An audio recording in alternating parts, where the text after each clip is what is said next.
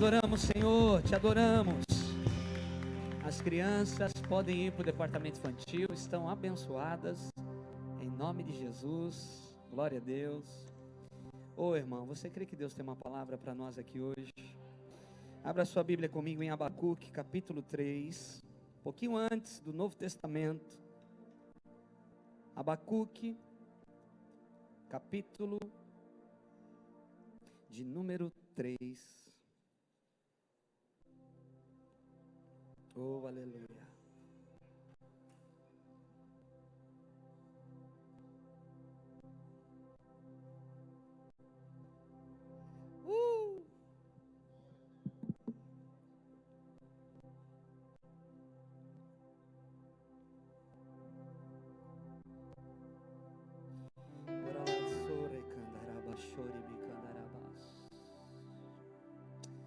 Tu robia você a canto de vassaio. Rebia corro mi andara lá da sé. Rebia lá sto que avas. Corrobi daste amanto que asto você andará que tu robi darabashe. Lá tu robiando que nasto viasea. Robia la que romundara saio.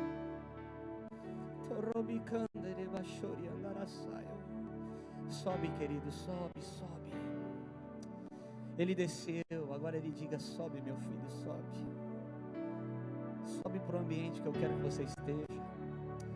Sobe, sobe, vem comigo.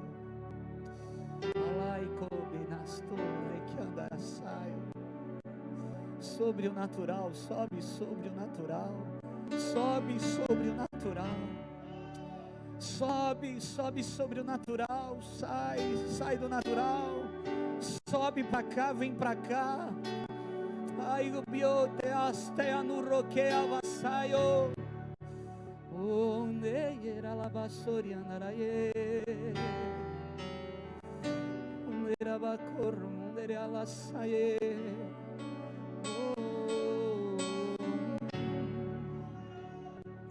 Ah, meu Deus, Verica la sorriandere a sea.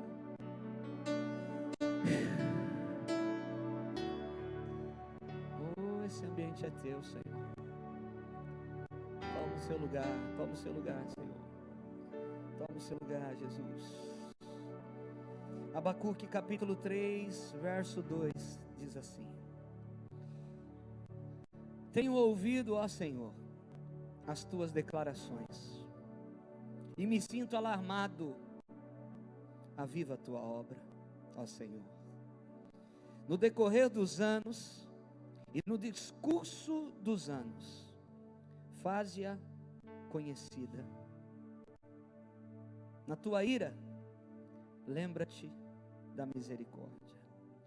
Existe uma outra tradução que diz assim: Senhor, ouvi falar da tua fama, tremo diante dos teus atos. Senhor, realiza de novo em nossa época as mesmas obras, faz-as conhecidas em nosso tempo. Em tua ira, lembra-te da misericórdia. Ah, Pai, fala conosco em nome de Jesus. Amém. Toma seu assento. Querido, que texto lindo. Que texto lindo, porque nessa segunda tradução que eu li, eu creio que essa tem que ser a nossa oração nesse tempo, irmãos. Essa é a nossa oração nesse tempo, porque essa é a nossa vez. Nós estamos de passagem nessa terra, então essa é a nossa vez. Existem pessoas que já passaram. Existem livros que foram escritos por homens e mulheres de Deus, que já não estão mais pisando nessa terra, já estão com o Senhor. Mas nós lemos os livros delas, nós lemos os livros deles. Existem homens que foram usados pelo Senhor, porque se dispuseram, estavam disponíveis. E eu tenho certeza que esses homens, assim como Abacuque, ele disse: Senhor, ouvi falar da tua fama e eu tremo diante dos seus atos. Como é bom, querido, nós ouvirmos falar do que Deus já fez, do que Deus fará e do que Deus está fazendo. Eu e você temos que ter experiências com Deus, com esse Deus que continua o mesmo ontem, hoje e eternamente, com esse Deus que Abacuque está dizendo: eu ouvi falar da sua fama, Senhor, e eu tremo diante dos seus atos. Senhor, realiza de novo, realiza em nossa época as mesmas obras, realiza nesse tempo, que nesse tempo as suas obras sejam também conhecidas, Senhor. Que a nossa geração não seja uma geração que somente conta daquilo que Deus já fez, de um avivamento que veio, de alguma coisa sobrenatural que aconteceu em um dia no passado. Não, em nome de Jesus, irmãos, que o seu sentimento, que o meu sentimento, que o nosso sentimento seja esse sentimento de homens e mulheres que estão orando, dizendo: Senhor, o que o Senhor fez no passado, faz na minha época. Aí Deus responde assim: cadê os disponíveis? E você e eu possamos dizer: eu estou disponível, pode me usar da maneira que o Senhor usou tantos homens e mulheres no passado. Que assim seja no meu tempo, que o Senhor encontre homens que têm o mesmo coração de homens do passado. Ô irmão, você está entendendo que a única coisa que pode impedir de Deus fazer coisas maiores, ou as mesmas obras, ou coisas novas no nosso tempo, é se eu e você continuarmos na minha rotina, no meu dia a dia, como uma pessoa normal. Você não é normal, irmão. Você tem cara mesmo de esquisito, eu também tenho. Fala para quem está do teu lado: você não é normal para estar num domingo de manhã, num culto a Deus. Você não é normal, irmão. Você é diferente, você é um canhoto, é um improvável, é um louco por Jesus, aleluia. Agora, eu preciso, irmão, colocar algumas loucuras mais para fora. Eu preciso fazer algumas coisas loucas do lado de fora. E nós vamos ver aqui algumas coisas tão poderosas. Querido, que Deus esteja presente e ativo, como nos tempos de Moisés, em tantos outros tempos, no nosso tempo. Por quê? Porque existem homens disponíveis para serem usados por Ele. Que Deus continue ativo e presente. Aí alguém pode dizer: pastor, é claro que Deus continue ativo e presente, porque o Senhor continua o mesmo. Mas se Deus usa homens, o que pode impedir de Deus estar ativo e presente no nosso tempo? A indisponibilidade de muitos. Eu procurar o que eu quero fazer aquilo que eu quero, a minha vontade, o meu querer. Irmão, a nossa alma, ela vai procurar conforto. A nossa alma vai procurar caminhos que não sejam muito tortuosos. Isso é da nossa natureza caída, isso é da nossa natureza humana. Mas o Espírito Santo sempre vai desejar nos tirar da zona de conforto. Aprenda isso. O teu Deus sempre vai desejar tirar você da zona de conforto. Eu estou vendo a hora, irmão. Seja eu, seja qualquer um de vocês, eu estou vendo a hora de Deus chamar alguém aqui e falar: você vai para um lugar aí. Está muito confortável. Além das cadeiras, esse lugar está muito confortável. Está na hora de você ir fazer uma missão em um lugar aí que eu quero que você vá. E aí? A primeira coisa que eu vou pensar: ai meu Deus, e as minhas coisas, e os meus negócios, e o meu trabalho, e o meu isso, e o meu aquilo. A primeira coisa que nós vamos pensar. Mas que o Senhor esteja ativo e presente no nosso tempo, porque tem gente que está disposta. Eu não estou falando para você sair do seu trabalho, eu não estou dizendo para você parar de estudar, eu não estou falando para você parar de sonhar em ser um grande empresário, alguém bem sucedido, até porque, irmão, talvez seja esse o seu ministério, ganhar muito dinheiro aí fora, para ser um abençoador do reino de Deus. Eu não estou falando isso, eu estou dizendo que você esteja disponível para Deus fazer na sua vida o que Ele quer fazer. O que Ele quer fazer. A Bíblia, irmão, a gente acabou de ler um texto da palavra. E a Bíblia, ela é o único livro que a gente lê com o autor presente. Ele está aqui. O homem que escreveu, o Espírito que escreveu, o Deus que escreveu, está aqui presente. Agora, qual é a diferença disso tudo? É que quando eu leio um livro de um autor que não está presente, E se eu tenho alguma dúvida de alguma coisa que está escrita, eu preciso perguntar para quem fez, para quem escreveu. Então, escute, quando você lê esse livro, e se você tiver alguma dúvida, pergunta para o autor, que ele está do teu lado. Pergunta para o autor, ele está do seu lado, ele está presente. O autor, eu não estou entendendo isso aqui direito. Ele vai revelar para você o que você ainda não sabe. Escute, ele vai revelar para você aquilo que você ainda não sabe. Ele vai revelar para você aquilo que está atrás das linhas, aquilo que você ainda não sabe, aquilo que você deseja saber, porque o autor está presente, irmão. Por isso, não há dúvidas diante da palavra de Deus. Não há dúvidas diante da palavra de Deus. Diante da palavra de Deus não existe dúvida. Eu estou dizendo diante da palavra. Aleluia. Esse ambiente está gostoso, não está? Esse ambiente é um ambiente gostoso. Quando a gente se reúne para adorar o Senhor, esse ambiente ele se torna um ambiente gostoso. Agora, entenda uma coisa: quando eu falo com Deus, eu atraio a presença.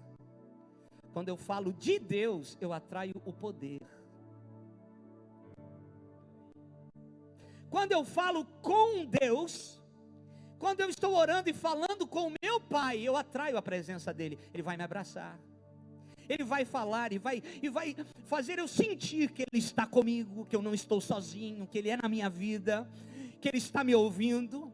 Quando eu falo com Ele, quando eu falo com o Pai, eu atraio a presença dEle. Eu sinto o seu abraço, a solidão vai embora, aquilo que quer me colocar no chão, não consegue, não vai ter força, porque eu começo a falar com o Pai e eu atraio a presença do Pai. Agora, quando eu falo dEle, quando você começa a falar dele para alguém, então se você está falando dele, você não está sozinho. Se você está falando dele, você está falando com alguém. Então você está dizendo: eu vi o que Deus fez. O meu Deus realizou um grande milagre na minha vida. Nossa, você não sabe o que Deus fez essa semana na vida de fulano de tal. Você está testemunhando dele. Então quando você fala dele, você atrai o poder. É por isso, irmão, que nós precisamos testemunhar. É por isso que Abacuque está dizendo aqui: Senhor, aviva a sua obra nesse tempo. Eu tremo diante do que eu tenho ouvido que o Senhor fez. Tem gente que precisa tremer, que está do seu lado, diante do que Deus está fazendo, diante do que Deus está falando. Mas alguém precisa ser o canal do testemunho, irmão. Alguém precisa sentir o poder de Deus. E alguém que não conhece a Deus só pode sentir o poder dele através de alguém que já conhece. Escreve isso aí, eu nem sei o que eu falei, anota. Você está entendendo, irmão? Quando eu atraio a presença, quando eu falo com o Pai, eu estou atraindo a presença. Agora, quando eu falo dele, quando eu estou testemunhando as suas grandezas, quando eu falo do que ele tem feito, o poder vem. E tem gente que precisa experimentar esse poder através da minha e da sua vida. Agora escute uma coisa: o que transforma a vida da pessoa? Não é a presença, não é o poder, é a presença. O que transforma não é o poder, é a presença. Por quê? Pessoas vão sentir o poder mesmo sem conhecer, porque tem alguém falando das maravilhas de Deus. Agora, quando eu atraio a presença, é porque eu estou falando com o Pai. Então eu estou conhecendo o Pai, e o Pai vai se revelar a mim através do Espírito Santo de Deus. Então começa uma transformação na minha vida. Querido, evangelizar é mais fácil do que discipular. Evangelizar, a gente prepara um culto aqui, como a gente fez, como a gente tem feito. Todo culto que a gente faz, o apelo, o convite, tem pessoas, e glória a Deus por isso, irmãos. Isso é obra de Deus, é palavra de Deus, é missão da igreja. Nós precisamos pregar a palavra para os perdidos, para aqueles que não conhecem o Senhor ainda, que não conhecem a sua palavra.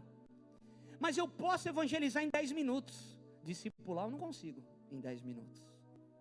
Discipular vai custar tempo. Talvez você ganhe alguém em 10 minutos para Jesus, Mas firmar ele no Senhor, talvez você dure um ano para você firmar alguém no Senhor. E essa é a luta da igreja. Não adianta, irmão, 55 pessoas aceitarem Jesus um culto à noite, como aconteceu aqui, alguns dias atrás. Uma igreja, 55 pessoas é uma igreja. Aceitaram a Jesus. Mas o nosso desafio maior não é, hoje, nesse tempo, entenda o que eu estou falando. Você não pode deixar de dizer uma coisa para fazer outra, faça as duas.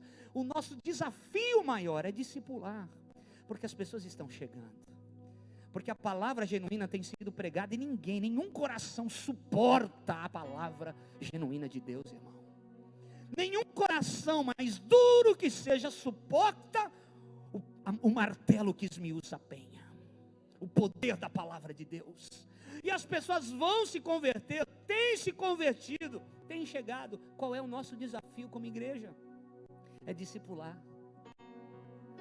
Você não precisa responder.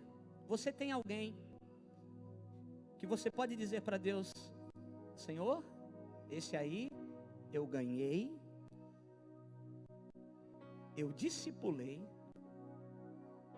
e ele pode voar. Está voando sozinho, Senhor, está firme, não me preocupo mais com ele.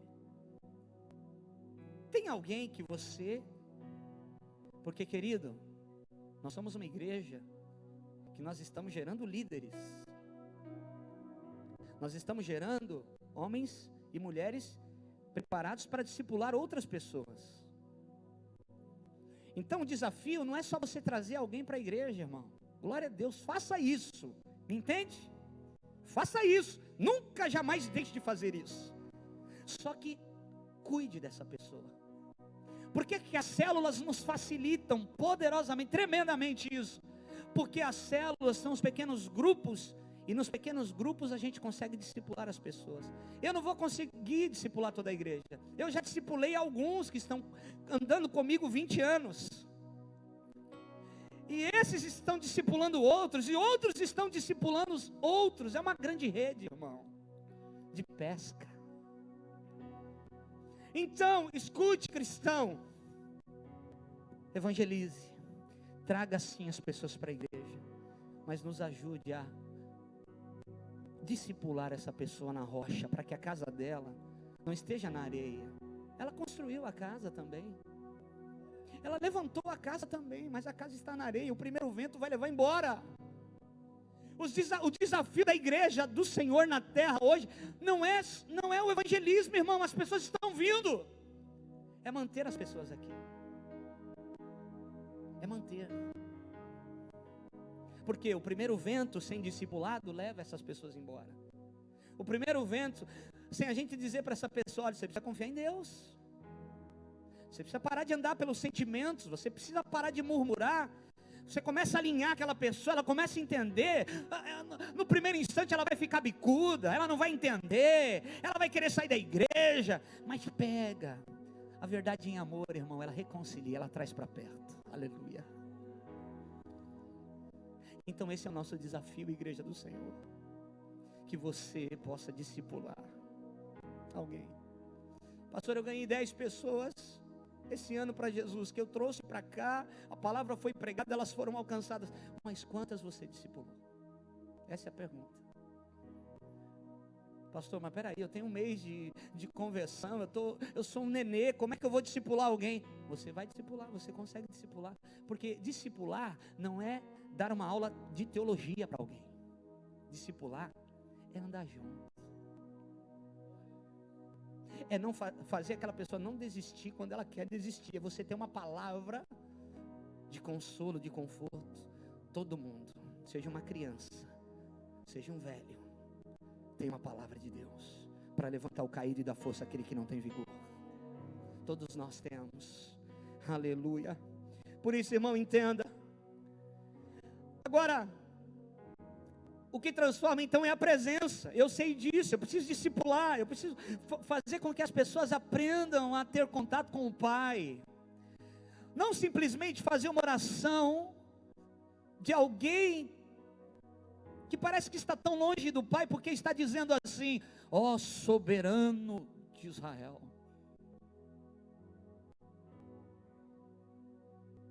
mas porque alguém está dizendo: pai, estou fraco. Ô pai, preciso de ajuda. Me ajuda, paizinho, Aba. Ô meu Aba, me ajuda. É o filho falando com o pai que tem tudo para dar para o filho. É um filho falando com o pai, irmãos. Nós precisamos aprender. E aí a transformação vem, porque a presença que transforma. E a presença vem quando eu falo com ele, não dele. Quando eu falo dele, eu atraio o poder, o dunamis, a unção do Espírito Santo. Adoração, e nós estamos no mês de adoração. Olhe para mim, a adoração, ela vai além de uma canção. Adoração é um estilo de vida. Não adianta você ter no teu... eu vou falar. Não adianta você ter no teu celular. Esses dias falaram assim: não, pastor, a maioria, olha o cara de pau. A maioria das músicas que estão no meu celular são de Deus. Sem vergonha. Jesus vai pegar você. A maioria. Ei, irmão, Deus te quer por inteiro. Meu Deus. Ou é tudo ou é nada. Uma coisa que Deus odeia é a mistura. É a mistura. Eu não estou falando de alguém que está estudando uma música que precisa. Eu não estou falando nada disso. Eu estou dizendo, irmão, do que você quer se encher. Daquilo que você quer se encher, daquilo que você vai se alimentar.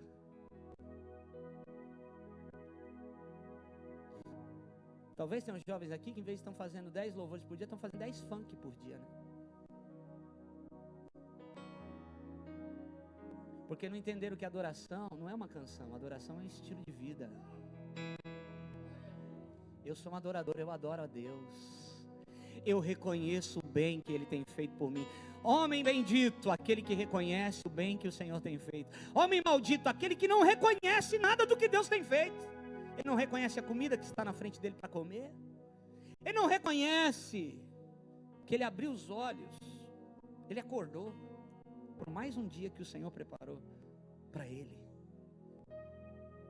Reconheça tudo que Deus tem feito. Reconheça tudo. Não reconheça somente as grandes coisas, reconheça as pequenas. Reconheça as pequenas coisas que o Senhor tem feito na sua vida. Isso honra a Deus, tanto quanto reconhecer as grandes coisas que o Senhor tem feito na nossa vida, irmão. Aleluia, tem alguém aqui ainda?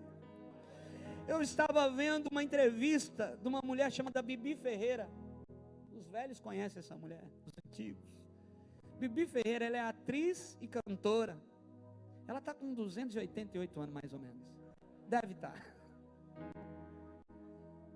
E ela estava dando lúcida. Ela deve ter mais de 90 anos. E ela lúcida, dando uma entrevista, irmão, e ela falou um negócio que eu parei e fui anotar, porque eu faço isso. Porque ela disse assim, o repórter, ela estava meio sem paciência com o repórter. O repórter querendo cumprir a cartilhazinha dele. E ela, não, menino, pergunta logo, menino. Pergunta que eu te respondo. E ele tal, e todo embaraçado, com medo da mulher. E ela falando e conversando com ele.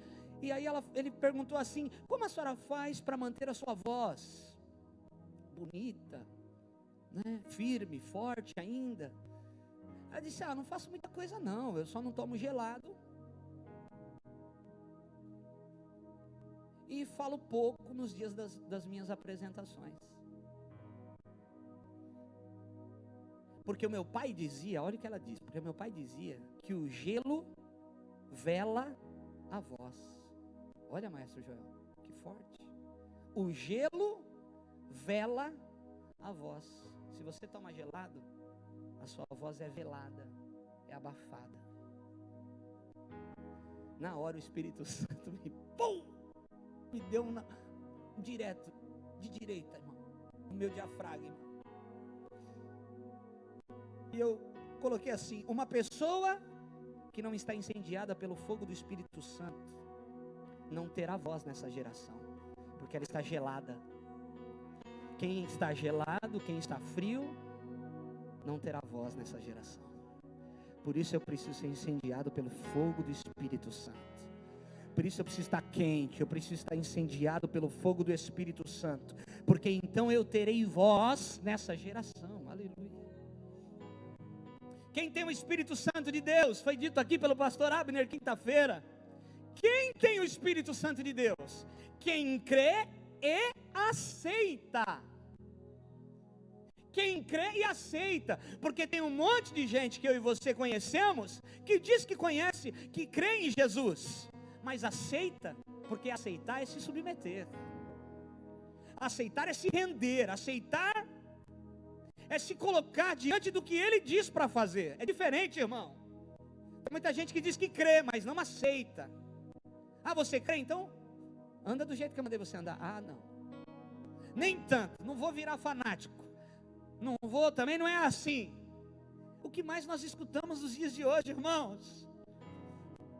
Tem gente que vem aqui e chora, o Espírito Santo fala, mas a pessoa diz, não, eu tenho que tomar cuidado, porque eu não quero virar tão fanático. Mal sabe ele que já foi pego pelo Senhor e já não tem mais jeito.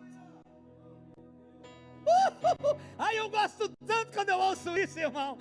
Eu fico olhando assim, eu falo, bobão, já era.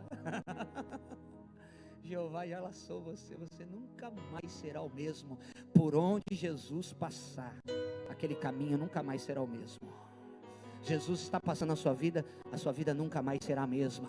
É impossível o Evangelho chegar num lugar e esse lugar não ser mexido pelo Evangelho. Ou você sai correndo, ou você mergulha profundamente nele, aleluia. Ninguém vai suportar o poder do Evangelho de Deus, irmãos. Esse Evangelho atrai. Esse Evangelho, ele elucida muitas coisas. Tem muita gente que crê, mas não aceita. Eu preciso aceitar. Fale para quem está do teu lado, você precisa aceitar também o que Deus está falando.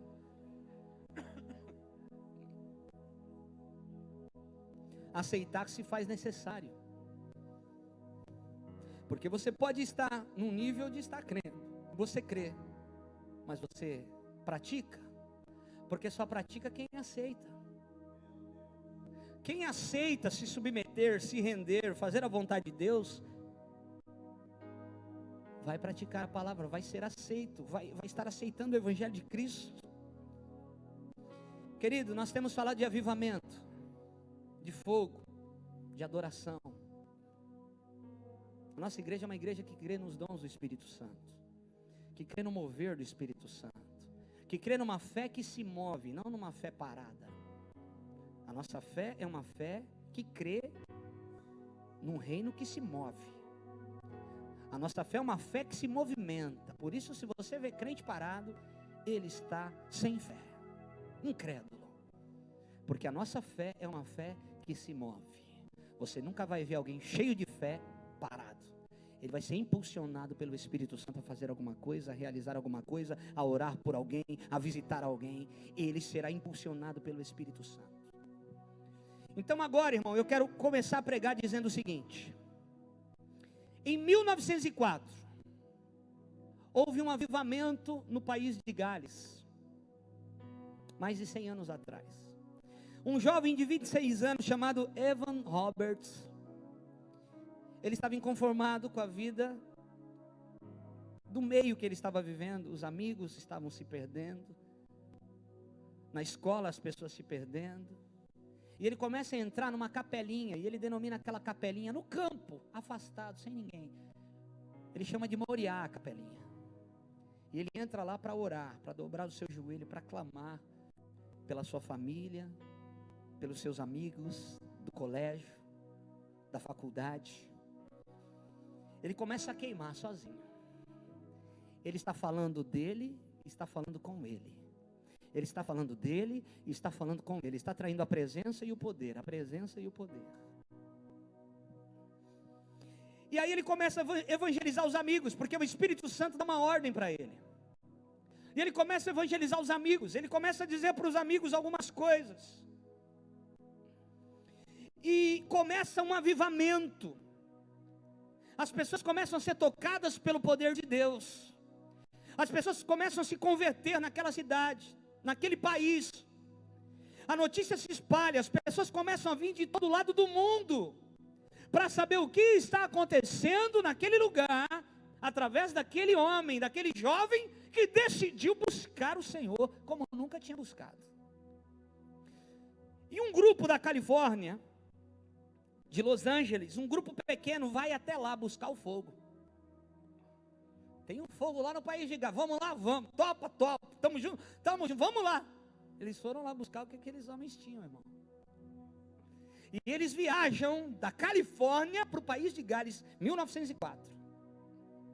E esse pequeno grupo recebe aquele fogo, são envolvidos por aquele avivamento. Pela ordem de Deus naquele momento, eles entendem o que está escrito em Abacuque capítulo 3, versículo 2, Senhor, nós temos ouvido falar da tua fama, temos ouvido falar do que o Senhor fez no passado, eu tremo diante dos teus atos, realiza de novo na nossa época as mesmas obras.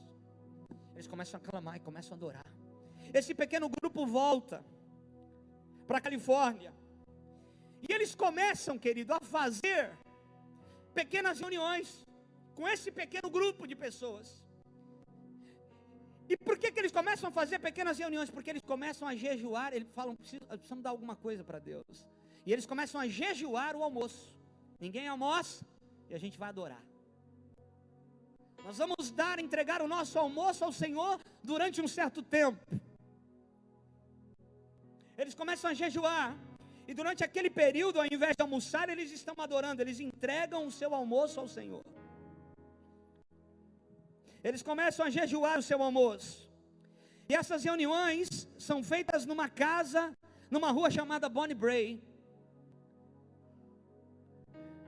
Interessante que o que começa a acontecer nessas reuniões, brancos e negros estão reunidos, adorando ao Senhor. Coisa difícil nessa época, muito difícil. Muito difícil. O líder dessa reunião é William Seymour. Isso é antes da Rua Azusa, 2 anos antes. William Seymour está queimando com eles lá. Agora escute. Existem algumas coisas que começam a acontecer, que são relatos de pessoas que participaram e viram o mover de Deus, o avivamento, que começa a acontecer. Agora na Califórnia, agora em Los Angeles. O que começa a acontecer, olha para mim. Toda vez que eles se reuniam para orar, que eles jejuavam o seu almoço, eles estavam reunidos adorando o Senhor, todo mundo diz que aquele lugar se enchia de uma nuvem, irmão. Uma nuvem descia, uma nuvem física, visível, descia naquele lugar enquanto eles estavam adorando. Ao ponto das crianças, dos filhos, brincarem de esconde-esconde no meio da nuvem. Eu estou dizendo que eu quero ver Deus fazendo nos meus dias o que Ele fez nos dias passados. Agora, precisa ver quem crê. Precisa ver quem crê e aceita. Aleluia! Porque se tivermos um coração incrédulo, não veremos. Mas se tivermos o coração aberto, veremos coisas ainda maiores de Deus sendo feitas no nosso tempo. As crianças estão brincando de esconde-esconde no meio da nuvem. Quando eles se reúnem para orar, a nuvem vem. E as crianças estão brincando de esconde-esconde no meio da nuvem, Diego.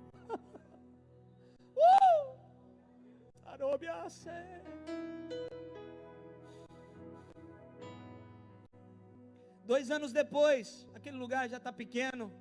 E agora eles vão para Azusa. E ali fica famosa William Seymour, um negro cego de um olho, que começava as reuniões atrás do caixote de maçã, orando. E aquele antigo estábulo de cavalo era cheio da glória de Deus. E pessoas eram curadas, tocadas. Pessoas a quilômetros passavam perto, eram movidas pelo poder do Senhor. Ah, meu Deus, faz outra vez, Senhor. Faz outra vez.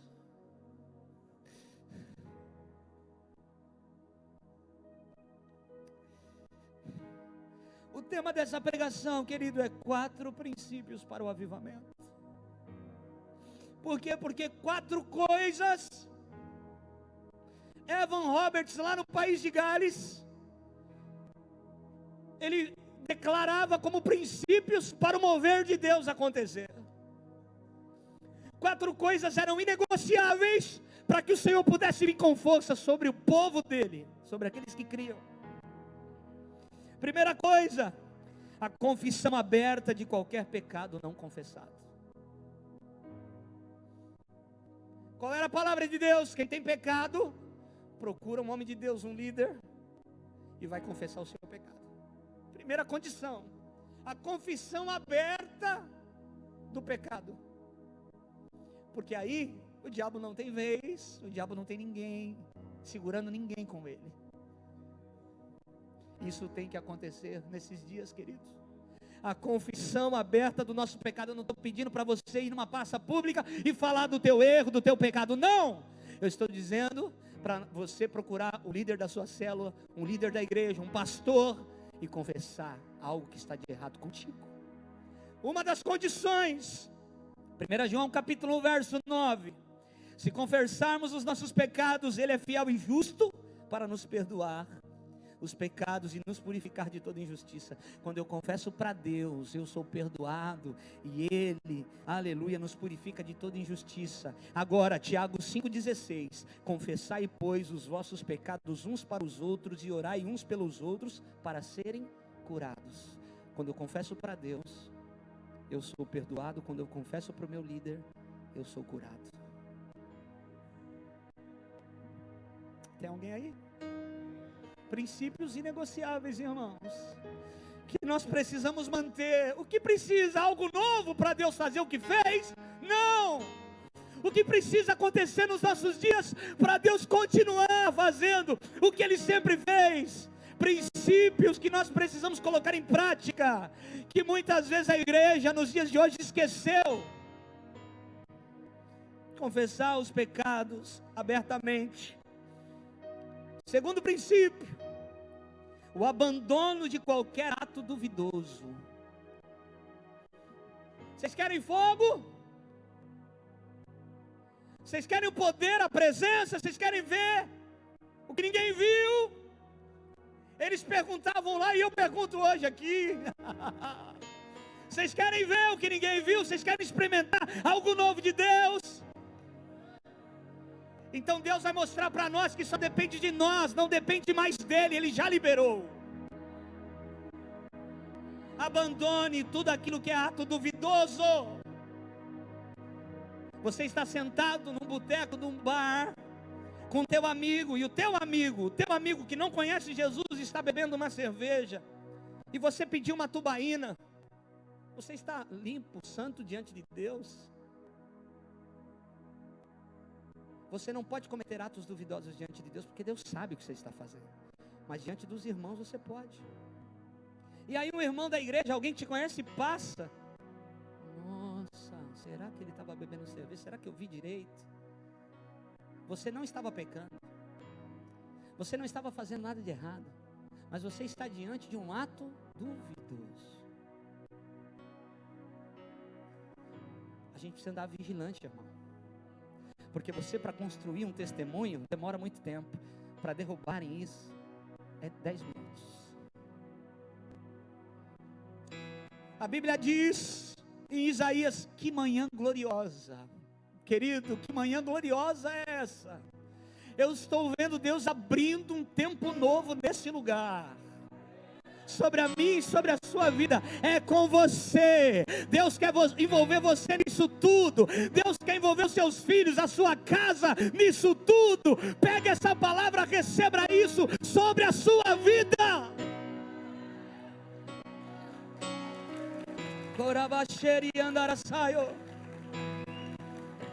Isaías capítulo 55, verso 6 ao 8 diz, olha só, eu estou falando de ato duvidoso que nós precisamos abandonar. Buscai o Senhor enquanto se pode achar, invocai-o enquanto está perto. Deixe o perverso o seu caminho e o iníquo os seus pensamentos.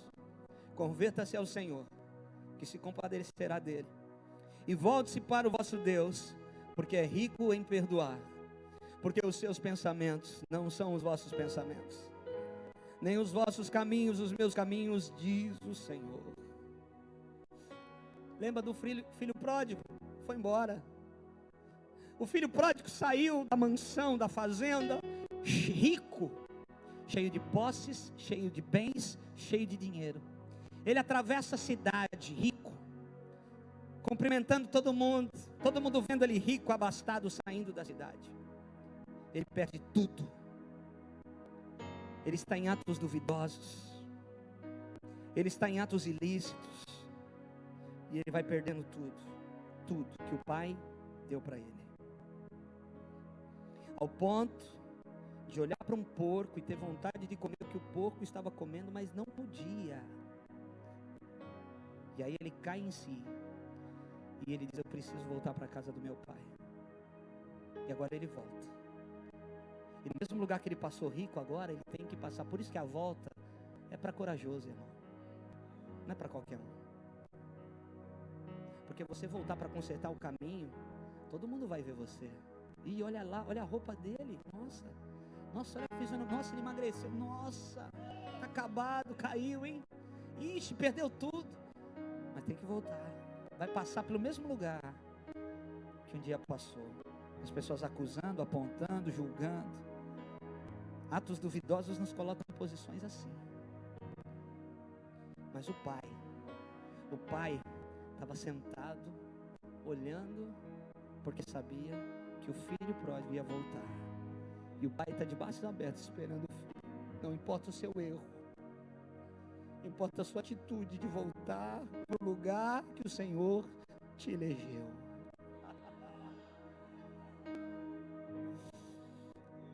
Levantando-se, Lucas 15, 20, o filho pródigo diz: levantando-se foi-se para o pai, vindo ele ainda de longe, quando o seu pai o avistou, e compadecido dele, correndo, o abraçou e o beijou.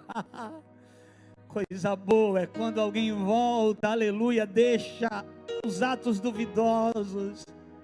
Ah, meu irmão,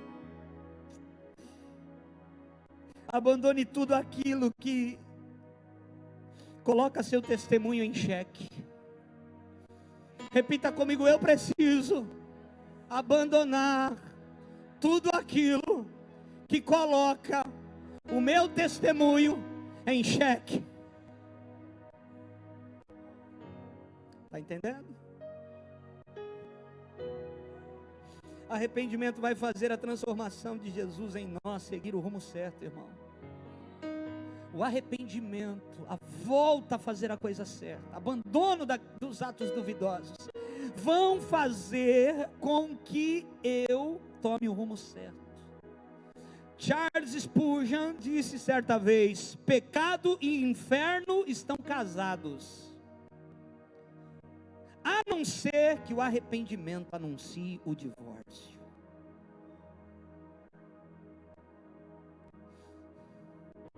Ah, meu Deus. Joel 2,13 diz: rasgai o vosso coração e não as vossas vestes, e convertei-vos ao Senhor vosso Deus, porque Ele é misericordioso e compassivo, tardio em irar-se e grande em benignidade, e se arrepende do mal. Volta, se arrepende, tira do teu caminho os atos duvidosos, tira da sua vida, da sua rotina, do seu cotidiano, todo ato que é duvidoso na sua vida, irmão. Isso é para nós. Eu estou dizendo em pontos que Evan Roberts, lá no país de Gales, disse para um povo que queria avivamento: vocês querem? Então são essas coisas que devemos fazer. Terceiro ponto. Aguenta aí, irmão. Posso falar? Terceiro ponto: a necessidade de obedecer prontamente tudo que o Espírito Santo ordenar. A necessidade de obedecer prontamente. Querido, quando Deus fala com Josué que vai ficar no lugar de Moisés, prontamente ele se levanta. Às vezes a gente fala no culto assim: fica de pé, irmão. Tem irmão que vai ficar de pé no final do louvor. Ele vai demorar para reagir. Prontamente, irmão, é exército. Você está numa guerra. Deus falou, estou pronto. Eu não estou falando para quem não pode, para quem não entendeu, mas, por exemplo, as cadeiras. A gente falou, irmão, quem puder nos ajudar, nós compramos as cadeiras, entra nessa visão com a gente. Nós já estamos usufruindo, irmão, do favor de Deus. Ó. Estamos sentados nelas. Prontamente alguns se levantam. Eu não estou falando para você que já tinha reservado, você que falou, não, tal dia eu vou pegar porque tal dia eu recebo. Não, não é para você, entende isso? É para quem podia assumir, mas demorou para reagir. Deus não quer que as nossas atitudes sejam assim, amor. Deus quer que as nossas atitudes sejam de forma prontamente. Deus falou, eu vou fazer. Deus falou, eu vou fazer. Eu estou junto. Tá junto é isso. Tá junto é Deus nos dar uma direção. Vamos embora. Precisa dar 3 pulinhos, dá 3 pulinhos, depois vai perguntar por quê. Atos capítulo 5, verso 31 e 32 diz assim: Deus, porém, com a sua destra, exaltou o príncipe salvador, falando de Jesus, a fim de conceder a Israel o arrependimento e a remissão de pecados. Ora, nós somos testemunhas destes fatos, e bem assim o Espírito Santo que Deus outorgou aos que lhe obedecem. Eu preciso obedecer prontamente a ordem do Espírito Santo de Deus. João 14, 26 diz: mas o Consolador, o Espírito Santo, a quem o Pai enviará em meu nome, esse vos ensinará todas as coisas e vos fará lembrar de tudo o que vos tenho dito. Obedecer o Espírito Santo prontamente é o melhor que podemos fazer. É o melhor da nossa parte, irmão. É pronto, é já, é agora. Não dá tempo de pensar, porque tem algumas coisas que Deus não quer que você pense, porque se você pensar, você vai travar. Ai meu Deus, e aquilo, e isso, não, e a hora, não, e aí você vai travar. Tem coisas que a gente tem que se jogar. Pedro estava no barco com os discípulos. Jesus está andando sobre o mar. Alguns acham que é um fantasma. Jesus fala, vem. Pedro olha e fala, não, é Jesus. Jesus, deixa eu ir contigo. Jesus fala o quê? Vem. Pedro anda sobre o quê? Pedro não anda sobre as águas. Pedro anda sobre a palavra. Existe uma palavra, vem. Aleluia. Pedro não andou sobre as águas, Pedro andou sobre a palavra do Pai, obedecendo a palavra do Pai que disse para ele, vem meu filho. Então podia ser água, podia ser pedra, podia ser penhasco, podia ser abismo, ele ia andar sobre a palavra de Jesus. Ah, meu Deus do céu, você e eu não temos nada, nós só temos uma palavra, ande sobre a palavra. Mas para isso precisa de obediência. Terceiro ponto, que Evan Roberts fala para aquele povo que queria ver o avivamento, a necessidade de obedecer prontamente tudo que o Espírito Santo ordenar. Eu vejo homens hoje, irmão, por isso não é performance, não adianta pregar bem, não adianta cantar bem, não adianta ser o melhor diácono, não adianta cuidar do som de uma maneira excelente, não é a minha performance, querido. Nada que eu faça de melhor impressiona Deus. O que impressiona Deus é a minha obediência à sua palavra. Eu posso ser muito bom naquilo que eu faço, Deus não é impressionado com aquilo que eu faço de bom. O que impressiona Deus não é a minha performance. Por isso, qual é a intenção do meu coração quando eu peço algo para Ele? Qual é a intenção do meu coração quando estou fazendo algo para Ele? Deus conhece a minha intenção. Se eu quero aparecer, se eu quero ser visto, eu quero aumentar o nível da minha performance diante das pessoas, ou eu quero aumentar o nível de intimidade? e com isso viver realmente o que Ele tem para mim. Eu quero aumentar o meu nível de intimidade, porque eu sei, se muda lá, muda aqui. Se muda no secreto, muda no público. Aleluia. Se muda no secreto, no escondido, vai mudar publicamente. Por isso que eu vejo homens, irmãos, que se frustram. Por quê? Porque estão ligados a uma performance. Olham e dizem assim: eu canto melhor que ele. Por que eu estou aqui sentado e ele está lá? Eu prego melhor que ele, porque eu estou sentado e ele está lá. Eu sei mais do que ele, porque eu estou sentado e ele está lá ensinando. Porque Deus não está procurando performance. Deus está procurando um coração rendido a Ele. Uma história de um pastor conhecido, eu não vou falar o nome, que eu conheço. Ele falou para mim, sentado numa mesa comigo, que ele foi para os Estados Unidos ver um culto de Billy Graham. Billy Graham, irmão. Já velho. Faz alguns anos isso. E ele sentou no meio daquela multidão e ficou aí, um pregador famoso na nossa nação. E ele disse que ficou lá sentado olhando para aquele homem. E num determinado momento ele disse assim: nossa, mas o que ele tem? Fala devagar. Eu prego mais que ele. Ele falando para ele mesmo. Nossa, eu sei mais do que ele, eu consigo dominar um público melhor do que ele. Olha só para onde foi a mente dele. Aí o Espírito Santo pegou e falou assim para ele: mas você não tem o que ele tem. Você não tem o coração que ele tem. E de repente aquele homem começa a cantar uma música antiga do Inário, começa a cantar. E a glória de Deus enche todo aquele lugar. Então vem, amado, vem. Então vem, amado, vem. Então vem, amado, vem. Então vem, amado, vem. Então vem, amado, vem. Então vem, amado, vem.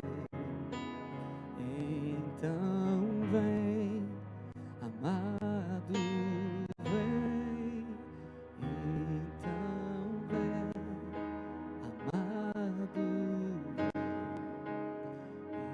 Então vem. É por isso que homens vão se frustrar, irmão, porque performance não impressiona Deus.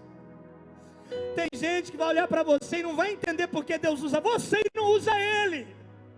Mas é por causa do coração, é por causa daquilo que o homem não vê, mas Deus vê. Aleluia. Se mantenha sincero diante do Senhor. Se mantenha com o coração quebrantado diante do Senhor. A quarta coisa que Evan Roberts fala para todo aquele povo que queria viver um avivamento: a confissão de Cristo abertamente. Você quer servir a Cristo? As pessoas precisam saber que você é cristão. As pessoas precisam ouvir da sua boca que você é crente. Você precisa, você não é um agente secreto, você é um agente público. As pessoas precisam saber a tua identidade em mim, meu filho. Então as pessoas precisam fazer uma confissão de Cristo abertamente. Mateus capítulo 10, versículo 32 diz: portanto, todo aquele que me confessar diante dos homens, também eu confessarei ele diante do Pai que está no céu. Romanos 10 diz: porque com o coração se crê para a justiça, com a boca se confessa a respeito da salvação. É com a boca que se confessa a respeito da salvação e do Salvador. Aleluia. Eu quero viver esse avivamento, irmãos. Eu quero ver, nós já temos visto algumas coisas que a gente sabe que é de Deus, que é do alto, que não é uma habilidade humana, que não é alguém que fez. A gente já tem visto, já tem vivido algumas coisas surpreendentes e sobrenaturais do Senhor, mas Ele tem muito mais para nós, irmãos. Ele tem muito mais para nós, Ele tem muito mais para nós, é uma gota, é um pingo. Agora, para isso, eu preciso confessar abertamente os meus pecados, eu preciso abandonar qualquer ato duvidoso, eu preciso ter a necessidade de ouvir, de obedecer prontamente tudo que o Espírito Santo ordenar, eu preciso confessar a Cristo abertamente, eu preciso fazer algumas coisas que sou eu que tenho que fazer. Estamos pedindo muito para Deus e Ele tem muito para dar, mas é hora de darmos um passo prontamente. Fique de pé comigo.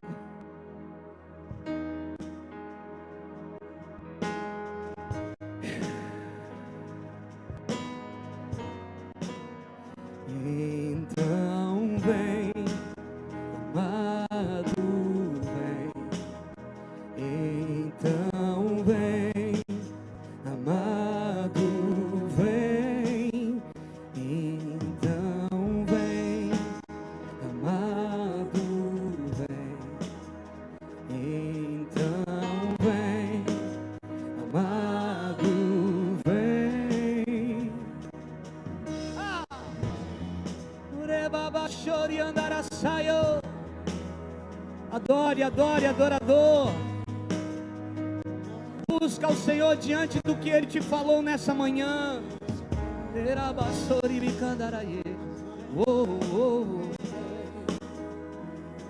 Eu quero mais. Eu quero mais. Eu quero mais. A fé se move. Deus quer esticar a sua fé, irmão. Deus quer esticar a minha e a sua fé.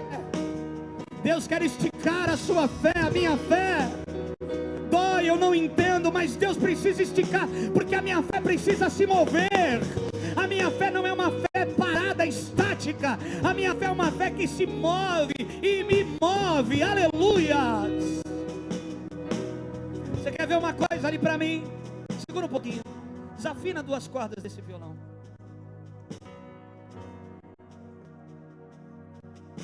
Toca aí. Às vezes a gente está assim, irmão, desafinado. As notas não entram. O som não encaixa, nada encaixa. Está tudo fora. Aí Deus começa a fazer o quê?